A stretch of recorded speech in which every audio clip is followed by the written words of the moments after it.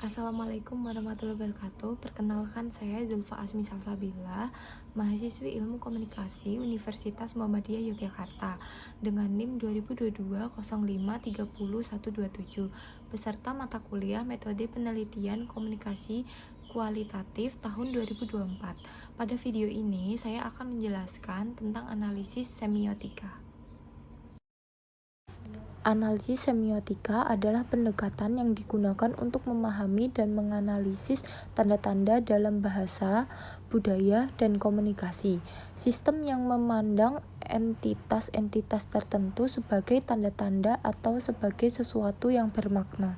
Selanjutnya, menurut para ahli, yang pertama, Roland Barthes.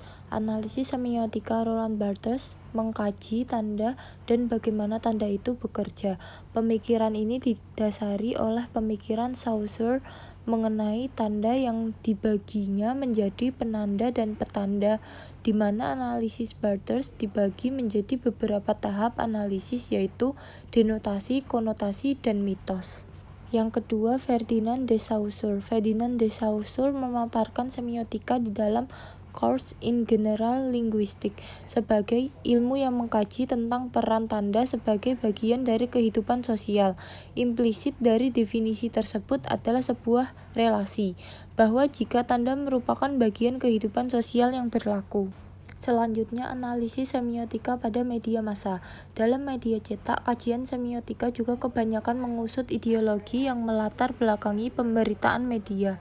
Karena itu, pertanyaan yang dikemukakan antara lain bagaimana pers membicarakan kelompok ini atau itu, bagaimana kelompok tersebut digambarkan oleh media atau pers, bagaimana perlakuan media atau pers terhadap masalah ini dan itu.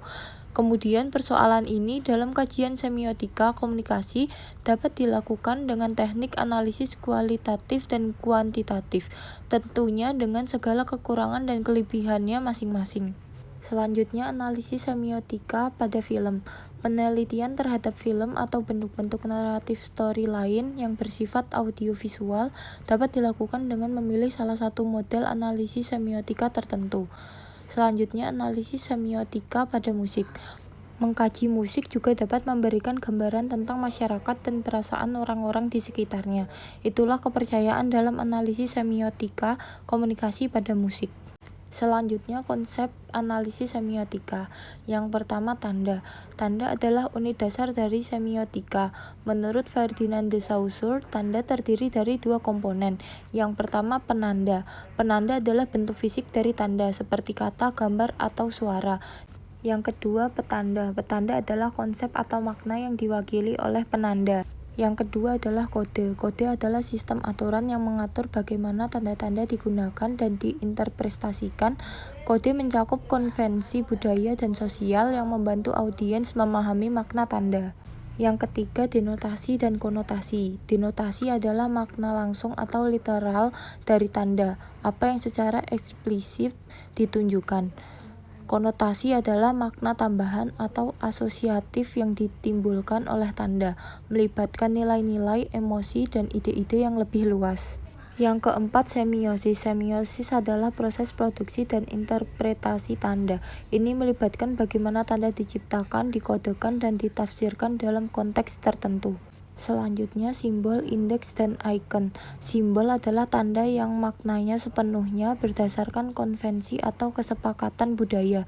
Contohnya adalah kata-kata dalam bahasa. Indeks adalah tanda yang memiliki hubungan langsung atau kausal dengan objeknya.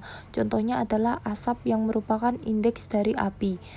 Icon adalah tanda yang menyerupai atau meniru objek yang diwakilinya. Contohnya adalah gambar atau potret.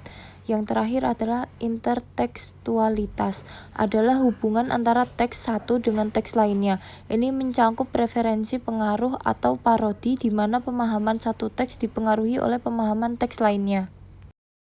Demikian penjelasan dari saya, kurang lebihnya mohon maaf. Wassalamualaikum warahmatullahi wabarakatuh.